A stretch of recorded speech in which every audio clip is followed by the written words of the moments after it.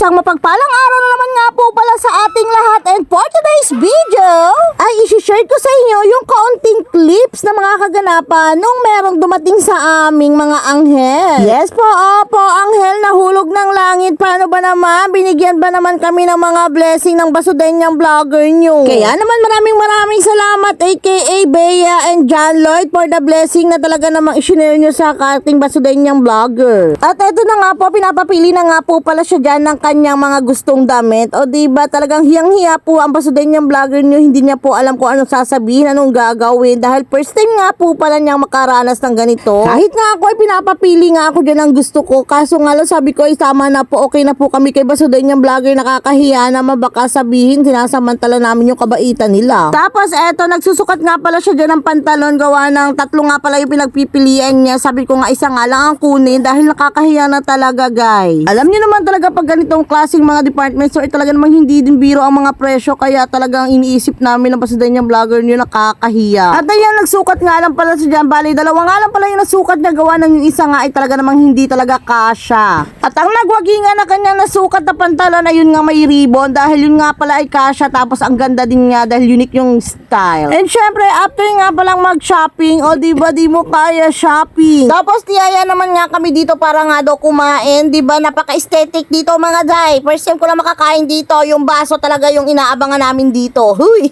At habang nag-aantay nga kami ng aming order, at eto naman nga si Sir John Lloyd, talaga namang may pa-surprise tambag. Hindi ko talaga ine-expect ito. Nagulat nga ako dahil sobrang ganda ba naman. Hindi ko kinaya yung ganda nitong bag. Na-stress ang mama nyo. Gawa na saan ko to gagamitin? Baka isipin ng mga tao, ang yaman-yaman ko na. Anyways, pero biro, talagang sobrang ganda nung bag. And syempre, alam nyo naman pag ganitong klaseng bag ay hindi basta-basta yung presyo. Kaya naman, Sir John Lloyd, grabe ka talaga. Ginulat mo ko. Thank you so much. Patawa-tawa lang ako dyan, pero grabe kinikilig na ang mama nyo. And syempre, hindi natin papalampasin ito aesthetic na baso. O diba, patigin naman kung paano mag-inom sa napakagandang baso. O diba, hindi pa rin siya makamove on doon sa napakaganda niyang bag. Tawan-tawa pa rin siya. Maraming salamat po, Sir John Lloyd. Yung kay Basudenyang vlogger pangalan po ay okay na po, pero grabe, binigyan nyo pa rin po ako, kaya sobrang maraming salamat. Sana po ay bumalik ito sa inyo ng siksik-liglig at umaapaw. Nakakagulat lang talaga yung mga ganitong klaseng follower na yayayain kang mag-shopping bigla. O diba, talaga namang